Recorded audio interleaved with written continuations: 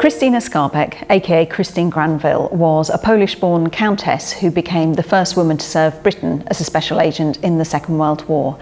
And she was actually given just 6 weeks to live, but she survived. She was the longest serving agent, male or female, in the war. She survived 6 years and worked in 3 different theatres of the conflict.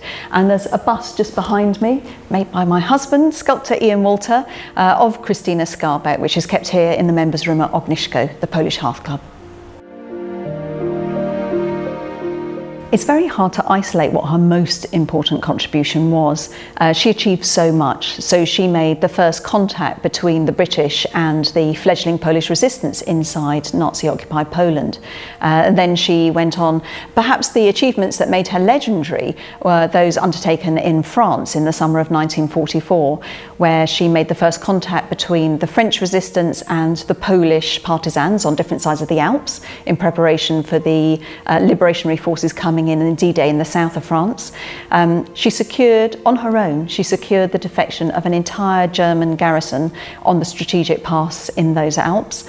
And when she came back from that, she found that her circuit leader had been arrested with 2 colleagues and was due to be executed the next morning. And she begged the resistance circuit to try and rescue them. They refused, I think probably rightly, not wanting to risk their men and ammunition. So she went off on her own, cycled 20 kilometres, found the prison, marched in, and I can't tell the whole story here, but secured the release of all 3 men. In fact, she was very highly honoured for her work. She received the Croix de Guerre from the French, from the British she got the George Medal and the OBE.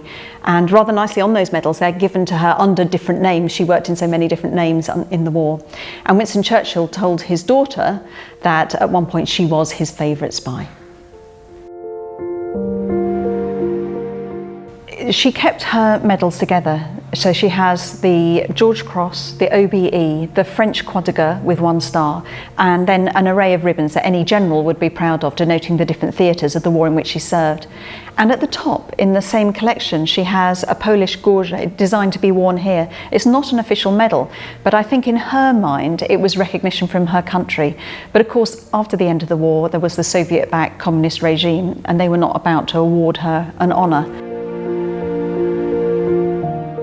There were so many reasons, but 2 things that I always think of about why her story is still so important today and has resonance is, firstly, I think women in the resistance and female special agents are often considered in these very tragically romantic terms, as if they were very courageous and often quite beautiful, which many were, but not all.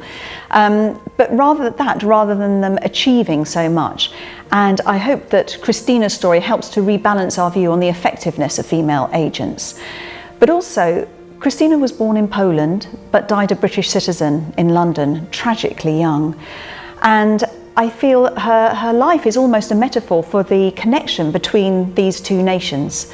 So and one of the great tragedies of her life is that she never managed to return to free Poland. And I feel that her story really highlights and illustrates the wonderful achievements of Poland in the war and the abuse of Poland during and after the war as well. And I think really if Britain has a special relationship with any country, perhaps it is Poland, and her story illustrates this.